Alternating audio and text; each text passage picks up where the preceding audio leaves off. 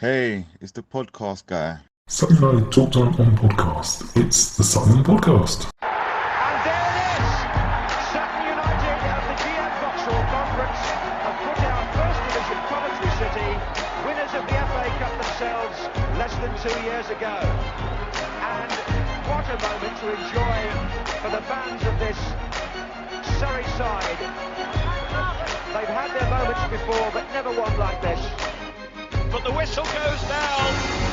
Delight for Sutton United. Sutton United from the National League are through to the last 16 of the FA Cup. No longer English football's perennial non-league club. A 123-year crescendo reaches a new peak for Sutton United, who are promoted to the Football League for the first time.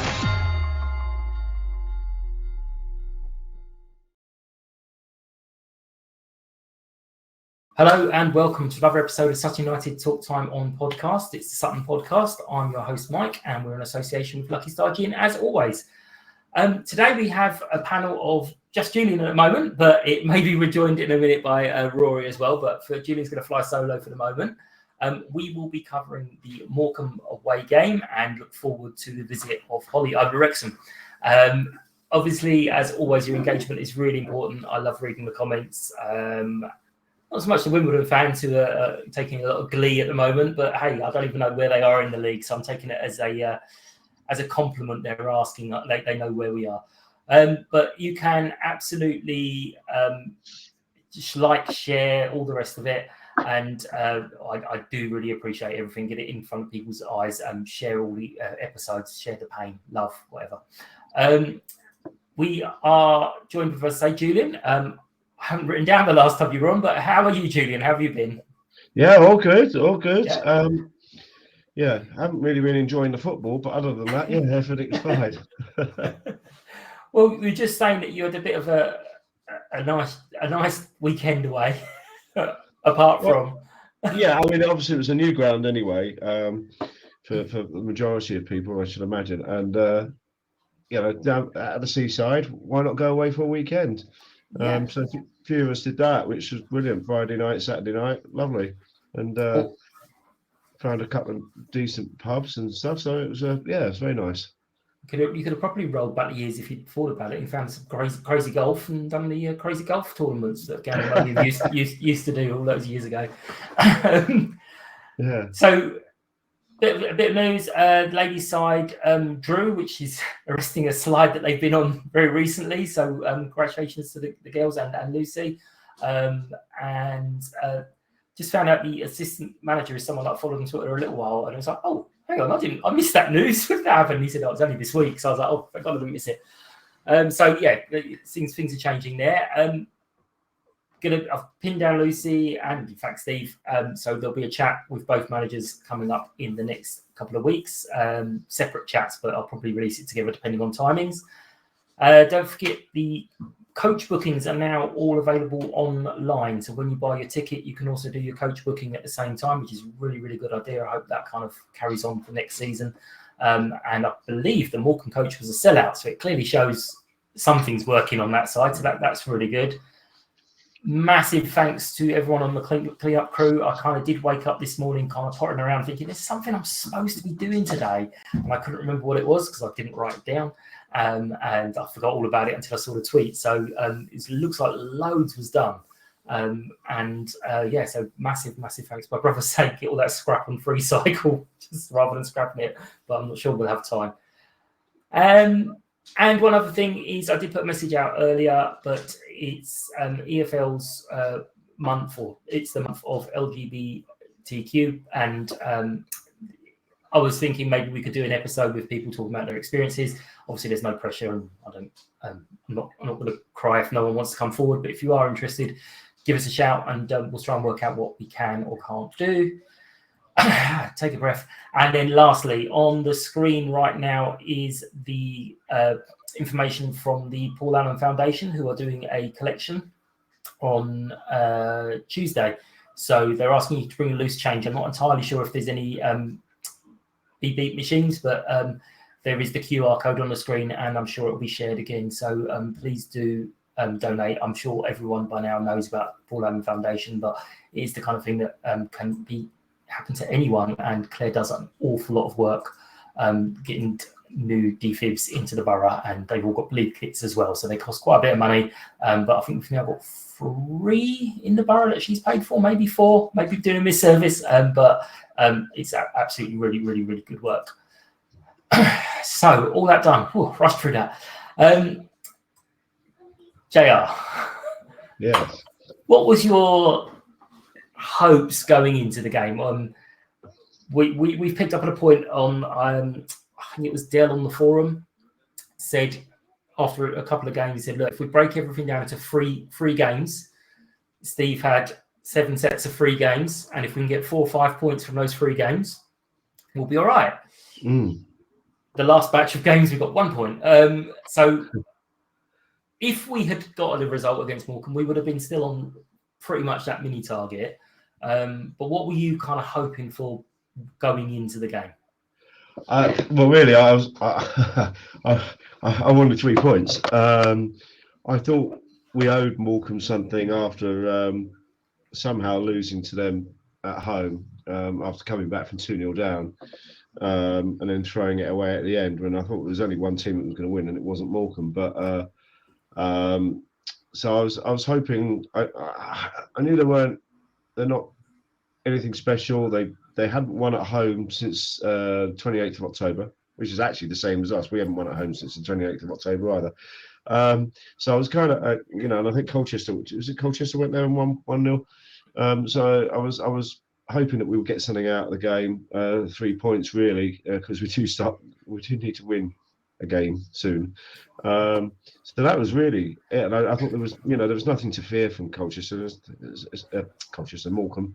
They're not the greatest side. So yeah, that was what I was hoping for really. But alas, the start didn't really help. No, I mean, I have no idea where I saw this. There was something that Morecambe are one of the most overperforming sides compared to the stats. So it might have been Steve's interview actually, saying that they, based on all the stats, they're doing better than they should be. Right. So it was like one of those games of, okay, this kind of thing is going to catch up with you eventually. Similar to Gillingham at the start of the season, they were doing so well. They were winning all the games 1-0 at the top of the table. And you had a lot of these stats guys saying it's not sustainable. Yes, they're doing well, but it's not sustainable because you're kind of overperforming. So I was, again, hoping that we would take advantage. Things seemed to be clicking. There was obviously that massive disappointment from the 96th minute equaliser, and I thought the guys had a point to prove. They're going to come out strong. Yeah. But the lineup, what did you think of the lineup? Obviously, big decision was Harry and Amari once again being on the bench. What was your kind of thoughts? Yeah, expecting it? To be honest, I was a tad surprised. I only managed to get 7 out of the 11 the selection. So I thought they may that they would start, but obviously you want to give Lee and Ollie another go up front. And to be fair, I thought Lee was pretty good first half. He was buzzing around. He got more. I think he probably had more touches than anybody else on our side in the first half. He seemed to be everywhere. So he was working really hard. But yeah, I probably would have liked to have seen Harry and Amari start. Certainly Amari. But it turned out, obviously, the shape wasn't quite right, and Nino was getting caught out quite a bit, unfortunately, and which obviously led to their early goal. Yeah. Well, I just was checking it while you said it, because I thought I don't even remember what I did. I got 8 out of the 9, and I put Harry, Amari, and Harry, Harry Butts and Harry Smith starting, as well as Amari as well. So other than that, I was right. Other than the 3, I put 30% wrong. So we've mentioned the nice tight, keep it tight for 20 minutes start, and it wasn't quite the same, but it was very similar to their third goal against us, where they just kind of walked all the way through us and scored. I mean, a good goal, really, but one that we could have avoided, I think, on 2 or 3 occasions. Were you even in place when the goal happened? Did you see much of it? Yeah. I mean, because it happened right in front of us where we were sitting. So, I thought, oh, this is a great, good start for us. The ball was permanently in their half. We had the ball, for 3.5 minutes, and then they get a break and they score. And there was just too much space down our left. And they're right. And the guy did the overlap, and nobody came across, so he was able to put the ball in unchallenged, and it was just a tap in. It was a good ball in, and in the middle of the box, you can't do anything. And that was that. It was far too easy. And then, of course, not long after, I think they had another chance. A guy was clean through, and Dino saved, which was a great stop. But they were cutting us open at times, even though we were controlling the game. We had so much possession. We had 65% possession in the first half, which is something that Steve's team seemed to have. With Matt, we were only having 30% possession in games, and with Steve, we seem to have 60% possession in games. The guys knock the ball around confidently. Unfortunately, they don't do it fast enough. It needs to be a little bit quicker. And that was the problem. We played all right first half. I know Steve wasn't happy with it, but we had more chances in the first half than we did in the second half. Well, this is one of the questions I had. Is obviously we did have a lot of the ball, but would that have been perhaps because Morecambe were then going, okay, now you've got to come at us, you've got to break us down. Oh, very much so. Yeah. They were Morecambe. They worked really hard. They got men behind the ball. They were very good at time wasting. Even in the first half, they were time wasting. But it's an important 3 points for them, and I'm sure we would have done the same. Exactly. Game management is when your team do it. It's game management. Yeah. I mean, it was the ref started booking a few players and stuff, but there was one in the first half, much like we saw the other week at Mansfield, where the whistle's gone and the guy then boots it past Dino, and it was like, well, why hasn't he booked him for that? If it was the second half, he would have got booked. Because it was the first half, he didn't. It was a bit odd, but he did book, I think in the first half he did book one of their players for time wasting, not taking a throw quick enough. Yeah, that does seem to be one of the rules that have kind of gone by the wayside a little bit, where players kick the ball away and you never really see that. I mean, you do see it like when Rob does it or when Harry Butts does it, but you don't see it so much when opposition players do it. Weird. So we kind of made it to half time. We weren't doing much, but we were still definitely in it. And Steve obviously thought that, and he decided to bring on the big guns. Yeah, and he made his three changes at half time, which is wow. That's interesting. What were you sort of thinking at those changes? Were you surprised? Obviously, the answer is yes. I thought he might make a change or two. I was surprised that he took both Lee and Ollie off. Although I don't think Ollie wasn't effective at all. I hardly noticed him. I was surprised, and then obviously I wasn't surprised that Nino came off because he was having a bit of a torrid time. Apart from the one throw that he put in, which was absolutely fantastic. I mean, it caused all sorts of problems in their box, but it was the only time I think we put a throw in from that side. Excuse me. So I wasn't surprised, but yeah, Harry comes on. Well, the two Harrys come on, and Amari, and really nothing changed. I thought we got worse. Morecambe got more into the game, and if it wasn't for Dino, we probably would have lost by more. Well, we would have lost by more. He made a few good saves in the second half. Yeah, I mean, obviously I've written down Dino as well, but it was a bit of a surprise that with Harry on and Amari to take the wings, Yeah. we didn't really do that aerial bombardment. We did a couple, but it wasn't really doing an awful lot in the air. No, we're playing a lot along the ground, aren't we? But the way Morecambe was set up, it was very difficult to break them down, and obviously they were quite happy with the 1-0, thinking, well, Sutton have got to attack. They're down the bottom. We'll just get them on the break. And they missed some really golden opportunities. They should have won by more. Yeah, I mean, Dino's taken some stick. Yeah, rightly so on some occasions, not rightly so on others, but rightly so Yeah. on some occasions. But he had a very good game yesterday. he did. The goal is one of those that would happen to any keeper. The ball it seemed very nicely in between him and Ben, so neither one of them could get it, and either one of them both thought they were going to get it. But he had a really good game. He did. He did. He wasn't phased, by the way, of coming for crosses again and punching away. He did that a couple of times. But yeah, he made some very good saves and kept us in the game and gave us a chance to, probably our best chance in the second half fell to Craig Eastman. He volleyed over, but he was sort of leaning back a bit, unfortunately. So, because we did have a couple of shots on target, but they were from outside the box and comfortably gathered by the keeper.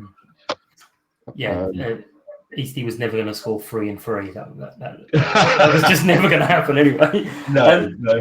There was, I mean, on Dino, there was a couple of, that was a big 1-to-1 save where the guy was through, and you have to score. And he obviously, whatever Dino did made him massively indecisive, and then ended up being able to gather up the ball. So that was great from him.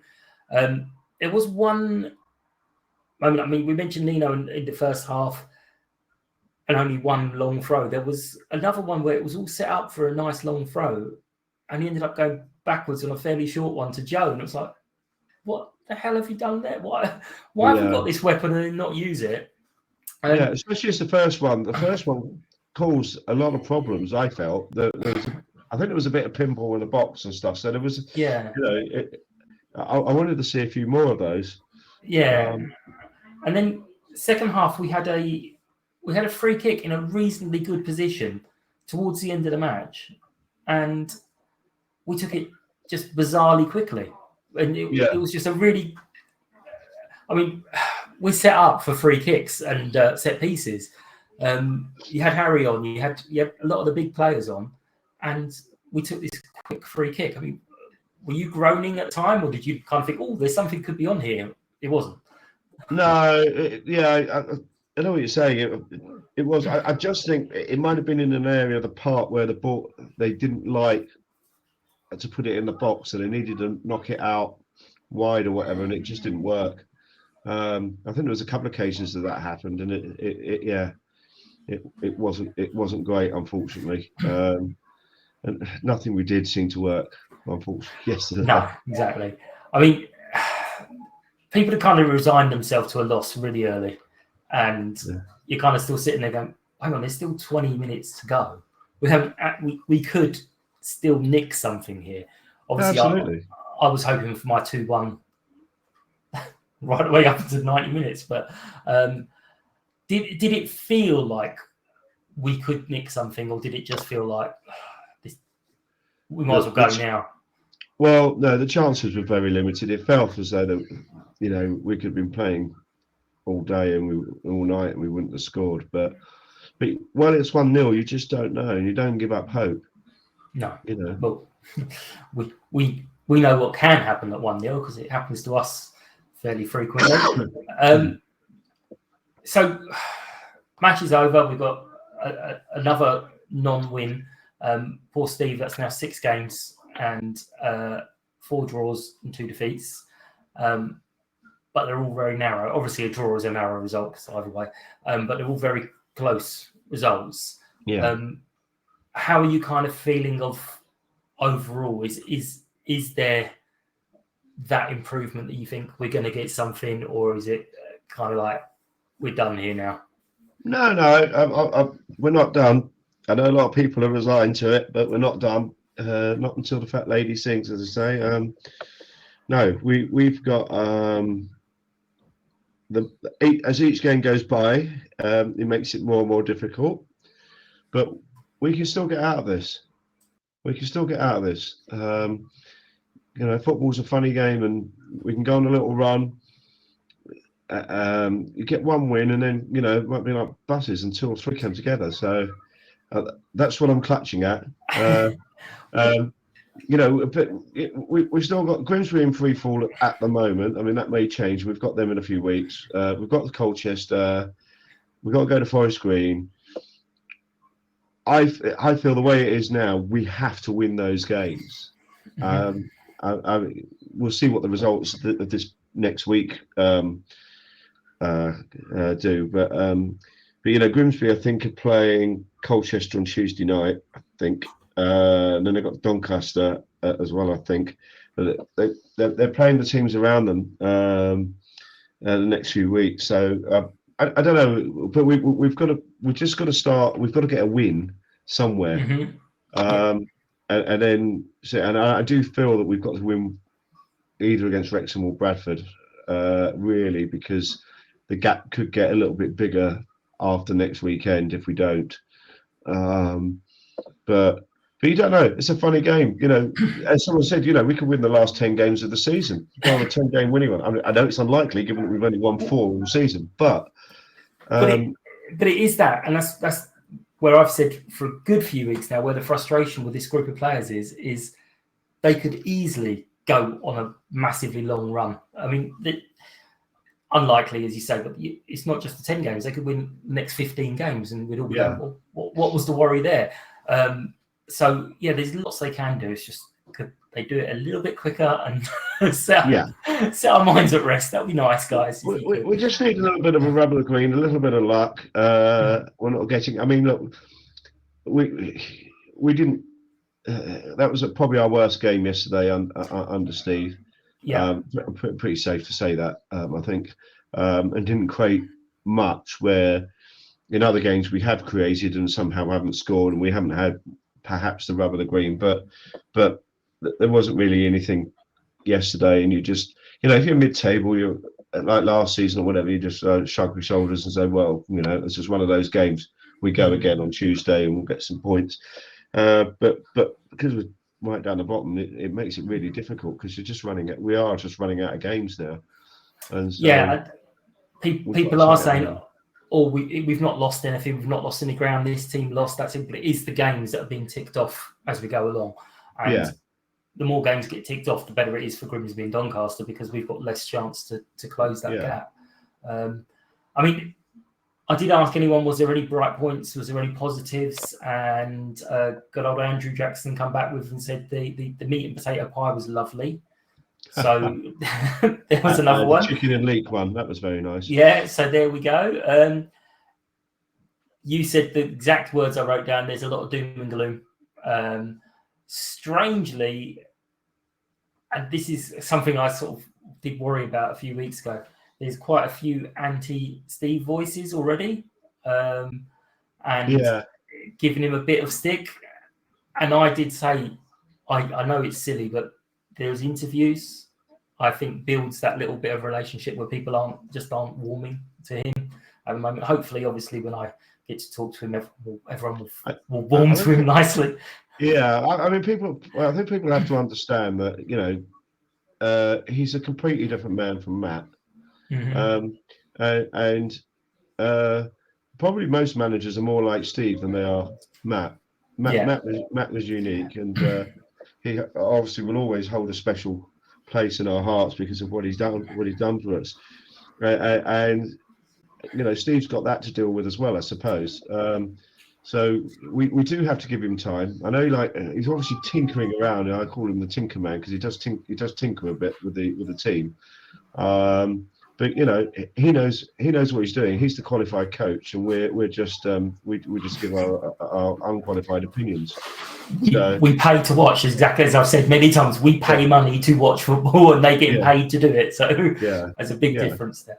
Yeah, absolutely. So, but unfortunately, sometimes teams, you get a new manager and you start winning a few games, you have a little bit of a bounce, and then you go back to your old ways. But unfortunately, we haven't won any games. But you can see there's a massive improvement. We're not conceding goals, loads of goals now, are we? The most we've conceded is 2 under him.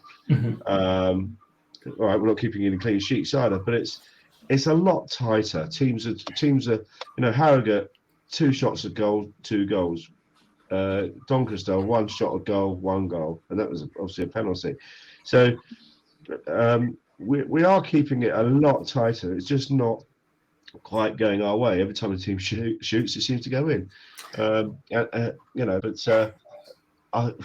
But it has got to turn. Unfortunately, it has got to turn very, very soon. Otherwise, we are doomed. But we still got a chance, and and we've got to believe Steve and get behind him, which I know the fans will. We've got. Well, I'm minded. I spoke to Bruce ages ago, and it was about when he appointed Matt, basically. And I sort of said there was a lot of talk at the time of it being the easy option. And he did nearly bite my head off by going, "What on earth are you on about the easy option?" And then we spoke about his sticky patch or difficult time when he first joined. And Bruce was like, "It was never in doubt. You've got to give a manager a time to build his team. You can't just say that's someone else's team. They're doing what the other person wants. So you can't really, as you say, judge Steve on half the team isn't his." I did say ages ago that I thought that we might get relegated under Matt. And I think we would get relegated under someone else because it's Matt's team. Yeah. I've got the hope, obviously. I want to be horribly wrong on that. But funny enough, I've been thinking about it the last few days, and it was like, okay, the strange thing is, I think if it did happen, Steve would have enough to get us promoted. Whereas I'm not sure Matt would have been able to get us in that situation and get us promoted as well. Yeah. Obviously, I don't want to be proved right on that because that means we get relegated. Well, yeah. I mean, that's a good point. And we just don't know. I mean, Steve needs 2 transfer windows. He's got to have his own team, and he hasn't had a chance. He's come in and he's had to act quickly to bring some players in, and it makes it very difficult. But the problem is that these players, when we go back to the start of the season and we looked at the players we were signing, and we're going, wow, this is a stronger team than last year. We're going to do really well. We're going to be top half, maybe get into the playoff places, and it just hasn't happened for whatever reason. It just has not happened. But Steve, we just hope that it just changes in the next 15 games very quickly, and but can you honestly see that us winning 8 or 9 games? I mean, it's unlikely, but it could happen. It was unlikely to get promoted to the EFL, so no, exactly. Yeah. I mean, I haven't seen the highlights back, but we got a free kick and right on half time on the edge of the box, and quite a few people, although we were at the far end, but quite a few people said it was a penalty. I don't know whether the management have seen it or would have had a better view, but they seem to think it was in the box and not outside. I think it was in the box as well. But to counter that, I think the one that they got a free kick for in the same position late in the match was also in the box, and it was a free kick given on that as well. So I agree that was a penalty, which obviously can change the dynamic of the game. And absolutely. No, absolutely. I just don't understand. I don't understand with the referees. And actually, I thought he had a fairly reasonable game. He was quite lenient at times. I don't think he should have got 8 out of 10 though in a footballing paper. But I don't understand these referees where if he's not sure, he's got a the linesman standing right across. He can see whether the guy's in the box or not. And why they're not communicating? Aren't they? They're mic'd up, aren't they? They are mic'd up. Someone said to me, he said, that it depends. It does depend. I know when I used to referee and run the line clubs and stuff, and some of them let you give free kicks and stuff like that, and some of them just want you to give offsides and throw-ins. and I don't know if that runs all the way through, but No. it's bizarre. But you very rarely see a referee flag for a penalty or a foul. They do occasionally when it's right under their nose, but other than that, they don't. They allow the referee to take charge of them. And I understand you can't keep on overruling the referee, but it was a serious mistake. And they had an opportunity to chat there. Whether they did, I don't know, but they had an opportunity to chat. So was it in the box? Maybe they did, but but yeah, I mean, there was another one where the fourth official called something, and I think Steve was reasonably cross about that, which we seem to get quite frequently. Where if you talk to the fourth official, they're like, "Nothing to do with me. I'm not refereeing the game." Yeah, and then they'll jump in and give a decision, like the Harry Smith one at Barrow. Yeah, and it's like, well, hang on, you're either involved or you're not involved. You can't have it. We're not involved, and then you can say your piece as well. So it's the same for every team. So it's not an anti-Sutton bias, but they're the little things that just nip at you. And like I said last week, it's easy to do when you're down there. And you're getting those decisions against you. It's really easy to blame the officials on that. I wouldn't blame the officials at all for the result yesterday. No. I think there are one or two other games where things really have been pretty bad officiating, been really poor officiating that may have changed the game. But yesterday wasn't one of those days. You're not referring to Mr. Rock by any chance? Well, there is him, yes, possibly. It's been pretty poorly, but also the guy at Crawley as well. Yeah, that was shocking. And that was quite crucial with two errors there. That you know, how we still haven't got a penalty this season, I don't know, but still, it is what it is. It doesn't help that all the players that would be fouled are giants, and people just have this massive thing of, oh, he can't have been physical against Harry Smith because he's smaller than him. It's like he's just wrestled him to the ground, and you penalise Harry. It's something that's got to stop. But whether the FA and the powers that be will actually do it. I mean, I actually saw it in the Premier League this week as well. Anthony Taylor was refereeing. I can't remember who it was now. Got wrestled to the ground, and all the commentators said, "Well, that's a foul. Why hasn't he given that?" And he just played on. And it was like, oh, actually, we had it yesterday as well with, and this time it was Hart, and it was Hart doing the fouling. And he basically chucked the bloke over, and it was bizarre. And he just played. He didn't give a figure. And then it he gave it to us. No, he gave it to us. Yes, in the end, he did. Yes, but because it all kicked off a little bit. And but honestly, this throwing players to the floor has got to stop. It's ruining the game. And the referees seem to just let it go. And I have no idea why. We might as well just do it to goalkeepers, chuck them on the floor as well, corners. If you're not going to blow up for it. I think Jacko done it as well. Second half, so one of the players absolutely done him, and he just ended up grabbing them around the waist just outside the penalty area. He got booked for that. He got booked for that. He took one for the team. Because that would have made it. I'm sure that would have probably made it 2-0. Absolutely. He beat him all ends up, but it's frustrating the life out of me, really, to be honest. I can't stand all this rugby tackles and saying it's not a foul. I mean, it is a foul. Right, so we're going to move on to Wednesday. No, we're not. We're going to move on to Tuesday. Big game. We gave them a good game at their place, but came undone at the death. Two worldies. Yeah. They've not been on the best of form, which No. can be read in two ways. One is, well, we got a chance, and oh God, they're going to be well up for it. I mean, for you, let's pretend we have our coaching badges. Let's pretend we know what we're talking about. How do we win this game? What do we need to do? Well, I think we need to move the ball a little bit quicker. Mm-hmm. It doesn't take much, but it's a few tweaks, just a little bit quicker. I mean, look, it's probably a good time to play Wrexham, given that they're having a little bit of a wobble. So it's probably, if there's a time to play them, I think now is the time to play them. They're better at home than they are away. And I think our players will raise their game. They're playing Hollywood and FC, and they want to show them that actually no, we're gonna roll our sleeves up and we're gonna do something here. So I'm hopeful. Obviously, it's going to be a really tough game. They've got so much quality in their side, and they just keep on buying. They've got Marriott now as well, haven't they? I think from Fleetwood. James McLean. I mean, they've got so many good players in their side. But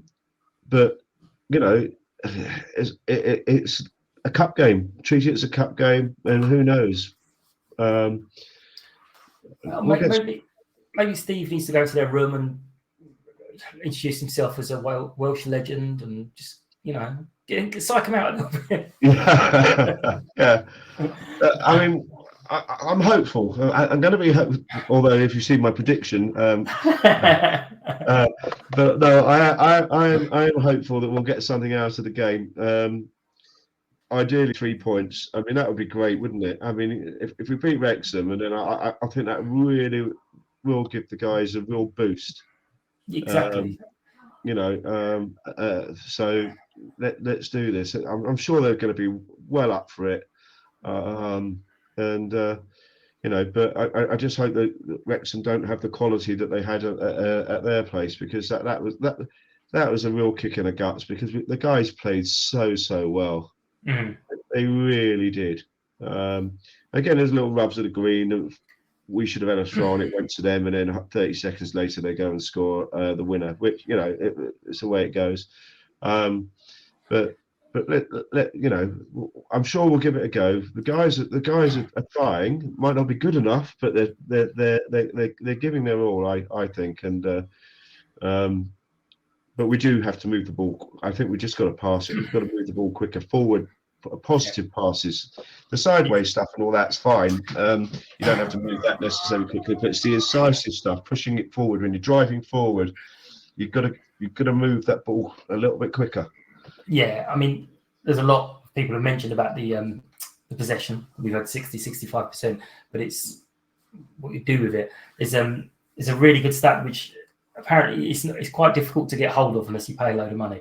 But there's it sounds very American. It's called tilt, and it's how much attacking passes you do in their attacking third. Yeah. And it's basically, it depends on how much you're doing compared to how much they're doing is the tilt of the game. It's not just possession; it's possession doing something with the ball. And I'm like, I'd like to get hold of that kind of stat, because that's more interesting than just we've had 85% possession. So what? You were passing it along the back for 4 hours. But you mentioned the prediction. Sorry, go on. Yeah, I was going to say all I was going to say is I just want us to shoot a bit more.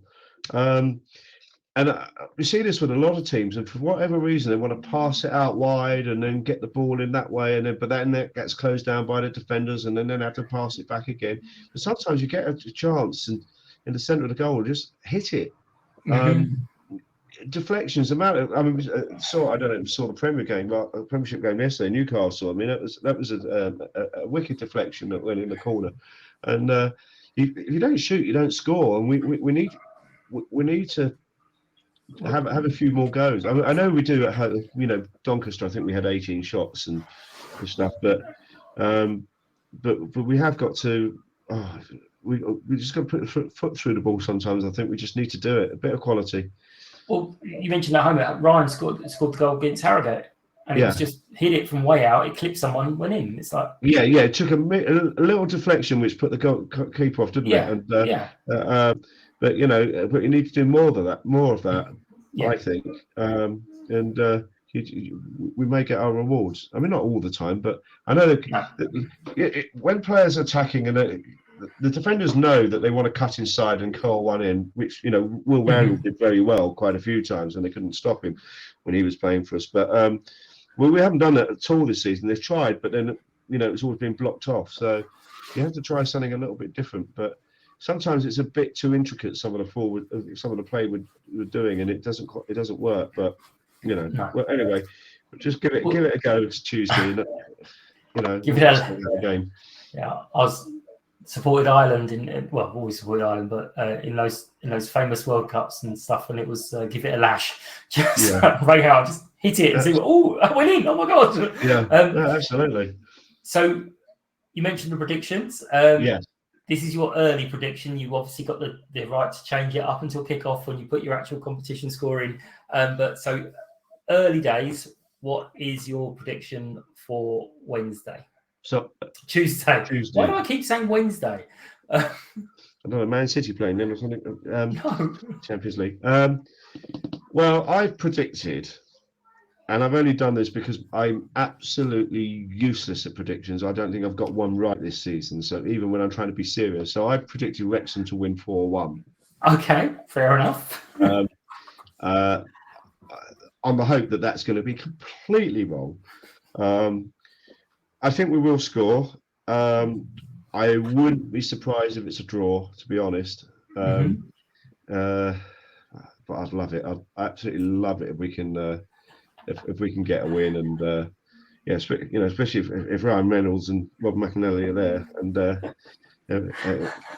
I'm sure they're really nice people. I know they come across really nice people. But it would be great just to beat them. Hopefully, there's going to be a decent crowd.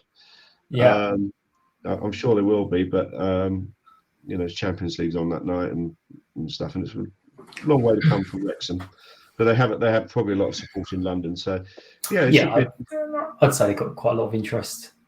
Yes, a lot of Americans might be there. I think God knows how many trucks are going to be in the car park. I understand that Netflix take up quite a lot of room, but I actually think we might get something out of the game. But we do need to start winning. Draws aren't really going to help us. Well, they're not going to help us, are they? Because that'll only get us on 37 points or whatever. So we need wins. So hopefully we'll go out with bags of enthusiasm, lots of effort, play really well, score a couple of worldies, and then excellent. And then they can go. Then they can gain confidence from all that and onwards and upwards. Yeah. Well, I'm going to go with 2-1 because it's got to be 2-1 at some stage. The QR code's on the screen for anyone who wants to join in. It is really tight at the top. I think I know Paul and Andy are now tied on 99 points, which does mean that anyone joining now, you're not going to be able to get to the winning spots, but still join in because I would love anyone's feedback on how to make it better for next year. I am also very aware that we should be calling this the gin derby because obviously Ryan's got his own brand of gin and obviously Lucky Star Texas gin. Not sure if we can get Ryan's gin here or not. I don't know, but we still can't get the Texas gin here. But I believe Ken and some others are planning on coming over, so they should be here to watch it as well. Lottie's very excited in case Ryan's wife comes along, Blake, because she finds her hilarious. So I was like, not really sure they're going to fly over for a midweek game against Sutton, but you never know. But yeah, it's that's about it. We've done really, really well. Thank you, Julian, for flying solo. Rory did keep trying the whole way through, and it just didn't appear. I don't know what's happening there. But we are wrapping up this episode of Sutton Podcast. As always, we appreciate your attention and feedback. Follow, like, share, retweet, share it with your friends and family if you don't like them. And don't forget to subscribe and comment on the podcast platforms that you prefer, or give us those little thumbs up on YouTube. We are joined next time by, hang on, what did I write down? I think it's Jenny, actually. It's next time because it's I've moved it to the Thursday morning because obviously I know I'm the love of everyone's life, but I figured I should allow people on Wednesday, which is Valentine's Day, a chance to spend it with loved ones rather than listening to me, because I don't want to cause that confusion in people's lives. But yeah, Jenny's very kindly agreed to do it with Thursday morning with me because I'm off on Thursday anyway. So that's really, really good. So yeah, thanks, Julian. Thank you for trying, Rory. And thank you to Lucky Star Gin. I hope you've enjoyed this episode and we'll see you soon. Thank you. Bye-bye.